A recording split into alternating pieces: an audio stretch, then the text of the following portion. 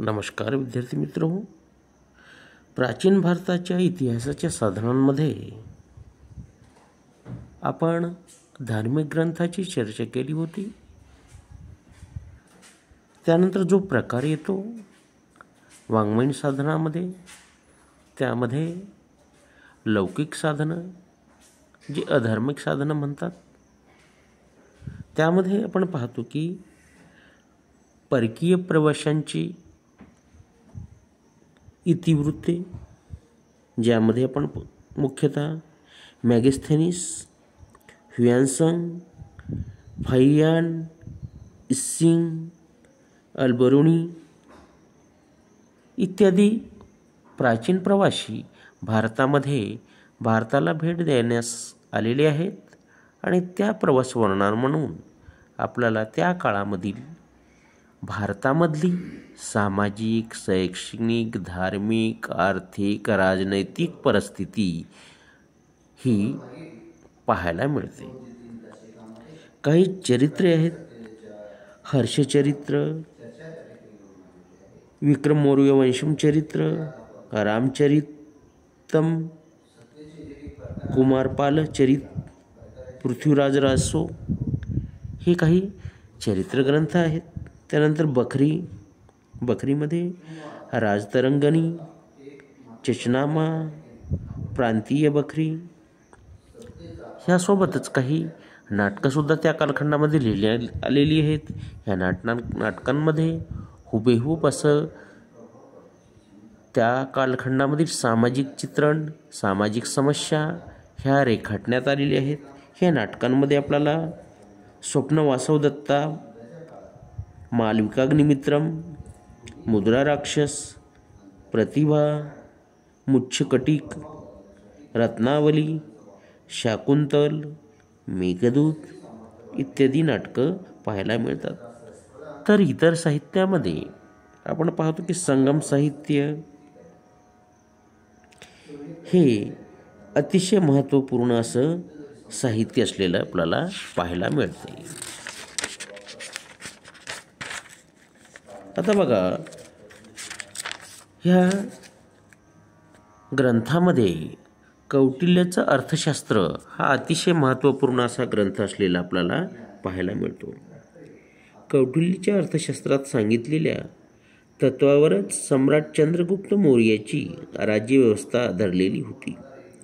प्रदीर्घ काळ अस्तित्वात असलेल्या मौर्य सम्राटांच्या प्रशासन व्यवस्थेचा मूलाधार अर्थशास्त्र हा ग्रंथ होता. मौर्यकालीन सामाजिक व आर्थिक जीवन जाणून घेण्यासाठी अर्थशास्त्र हा ग्रंथ तितकाच उपयुक्त आहे. शेती, व्यापार, उद्योगधंदे, रूढी, कायदे, वर्ण, आश्रम, जाती व श्रेणी यांचे धर्म, मंत्रिपरिषदेच्या व नगरसंस्थेच्या कामकाजांचे नियम अशा विविध विषयांचा तपशीलवार वापर कौटिल्याने अर्थशास्त्रात केलेला आहे. प्रजेच्या सुख शांतीसाठी राजाने एकरूप व्हावयास हवे अशी कौटिल्याची भूमिका आहे. अर्थशास्त्रात कौटिल्याने राज्याची सांगितलेली सप्तांग, राजा, अमात्य, मित्र, कोश, राष्ट्र, दुर्ग व बल ही राज्याची कल्पना भारतीय राजनीतीमध्ये मूलभूत मानली जाते. हा ग्रंथ भारतीय राजकारणाचा विश्वकोश आहे. या ग्रंथात राजनीतीची तत्वे व प्रत्यक्ष व्यवहार यांची सुरेख सांगड घालण्यात आलेली आहे. संस्कृत वाङ्मयामध्ये हा अद्वितीय असा ग्रंथ असलेला आपल्याला पाहायला मिळतो. मॅगस्थेनिस त्या कालखंडामध्ये भारतात आला होता. या मॅगस्थेनिसनं इंडिका नावाचा ग्रंथ लिहिलेला आहे. मौर्यकालीन राजकीय परिस्थिती व समाजजीवन ह्याविषयी बरीचशी अर्थपूर्ण माहिती मॅगस्थेनिसच्या इंडिका ह्या ग्रंथावरून आपल्याला मिळते आणि त्यामुळेच मोरेकॉलिन इतिहासाचे साधन म्हणून त्याला महत्त्व आहे. दुर्दैवाने इंडिका हा ग्रंथ त्याच्या मूळ स्वरूपात आज आपल्याला उपलब्ध नाही.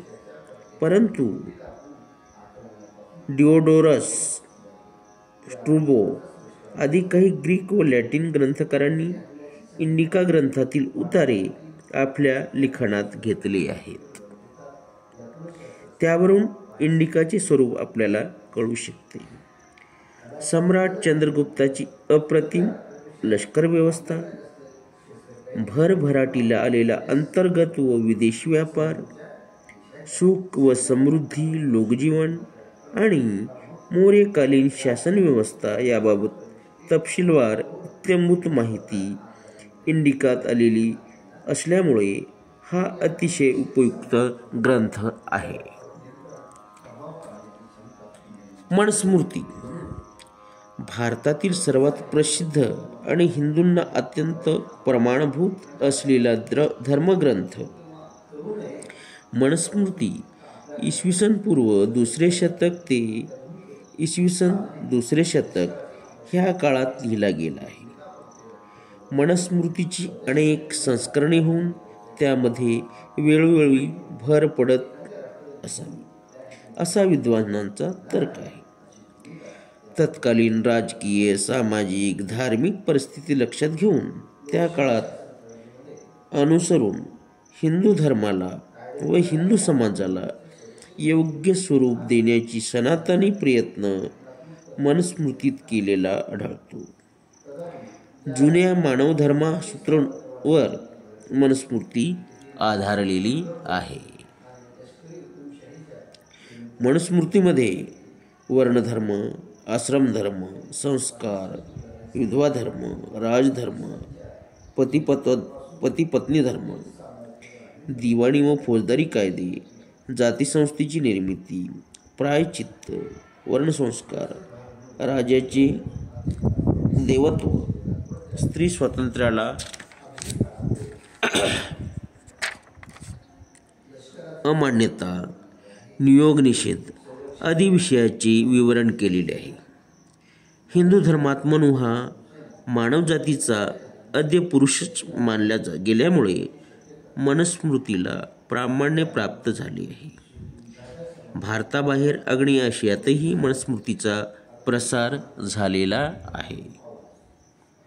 समकालीन साहित्य काव्य व चरित्र वाङ्मयात बाणभट्टाचे हर्षचरित्र, वाग्पतीचे गोंडवाहो, संध्याकर्णादीचे रामचरितम, भिलनचे विक्रमादेव चरित्र याचा निर्विवाद उपयोग आहे.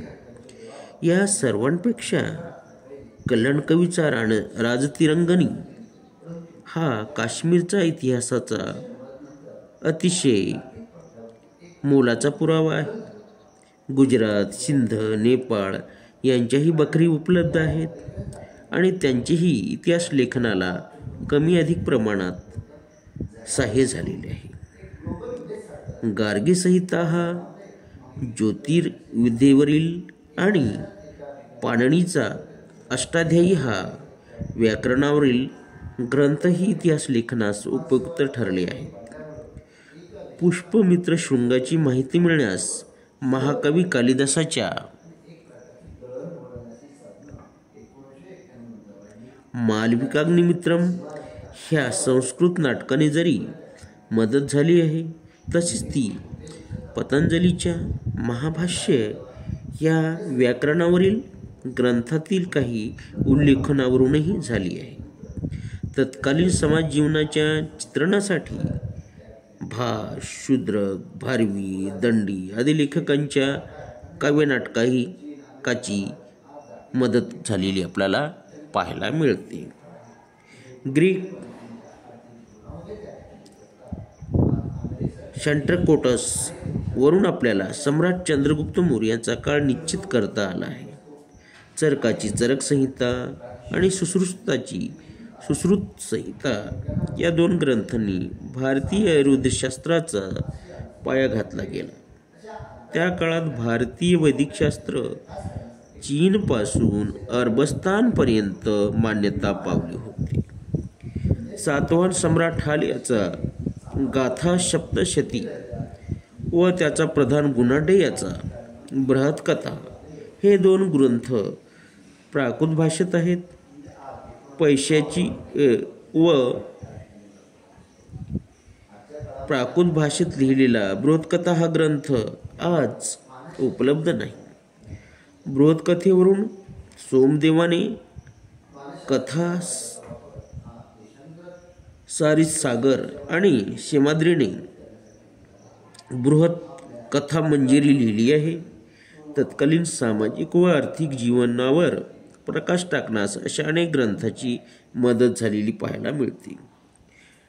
परकीय प्रवाशांची प्रवास वर्णने 5व्या शतकाच्या आरंभी आलेल्या फाहियनच्या प्रवासवर्णनावरून सम्राट चंद्रगुप्त विक्रमादित्यच्या काळाची सामाजिक स्थिती कळते. तर ह्युएन्सनच्या प्रवास वृत्तांतावरून सम्राट हर्षवर्धन आणि त्याचा काळ आणि अतिदक्षिणेकडील प्रदेश वगळता जवळपास संपूर्ण भारतातील तत्कालीन सामाजिक, आर्थिक, सांस्कृतिक, राजकीय माहिती मिळते. 11व्या शतकातील प्रसिद्ध गणितज्ञ व ज्योतिषी असलेल्या अल-बिरुनी याच्या तहकीक-ए-हिंद या सुप्रसिद्ध ग्रंथाहून हिंदू आचारविचार, हिंदू शास्त्र व वाङ्मयाची माहिती मिळते.